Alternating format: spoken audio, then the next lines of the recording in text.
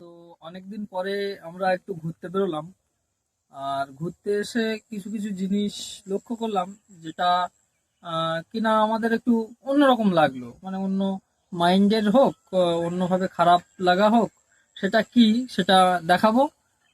এবং তার আগে আমি যেটা দেখলাম, যে এখানে এদিকে একটু দেখো, যে 1 নম্বর গীতা বিড়ি নাম দেওয়া আছে।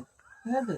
তো গীতা বিড়ি নাম হচ্ছে কেন, যে গীতা হচ্ছে আমাদের সনাতন ধর্মের সব থেকে মূল্যবান গ্রন্থ, এবং সব থেকে যেখানে শ্রীকৃষ্ণের, স্বয়ং শ্রীকৃষ্ণের বাণী লেখা আছে, এবং শ্রীকৃষ্ণ আমাদেরকে যে পথ দেখিয়েছেন, যেভাবে চলতে হবে, যেভাবে অহিংসার মাধ্যমে চলতে হবে, যেভাবে সৎ কর্ম করতে হবে।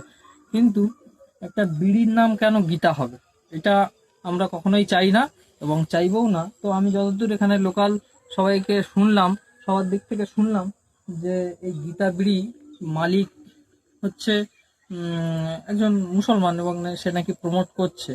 তো এখানে আশেপাশেও ওই যে পিলারগুলো আছে, ওই পিলারেও আছে।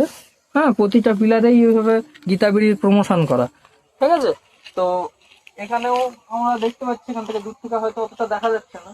তো এখানে একজন আসছে, তার সাথে একটু কথা বলবো, কথা বলে দেখবো যে গীতাবিড়ি আসলে কি। বা আমাদের মাঝখানে একজন লোকাল একটা ভাইকে আমরা পেয়েছি, তো তার থেকে জেনে নেব যে গীতাবিড়ি সম্পর্কে কিছু। তো ভাই, তোমার নাম কি? আমার নাম হচ্ছে ফারজান সাহা। আচ্ছা, তো তুমি গীতাবিড়ি সম্পর্কে কি জানো? মানে গীতা তো আমাদের একটা ধর্মীয় গ্রন্থ, এবং তো গীতাটা কে প্রমোট করছে, এটা গীতাবিড়ির মালিককে? ইত্যাদির মালিক আসলে এখানকার মুসলমান, আচ্ছা। ওনারাই প্রমোট করছে। হ্যাঁ, কোনো জায়গায় মানে ম্যাচ, কোনো জায়গায় বা অনুষ্ঠান অনুষ্ঠান যদি হয় তো ওখানে মানে হয়ে থাকে। আচ্ছা, মানে ওরাই টাকা পয়সা দিয়ে গীতাবিড়িটা মানে প্রমোশন করছে, হ্যাঁ তো হ্যাঁ প্রথমে চালু করছে, তাই তো? হ্যাঁ। তো ঠিক আছে, এই ব্যাপার।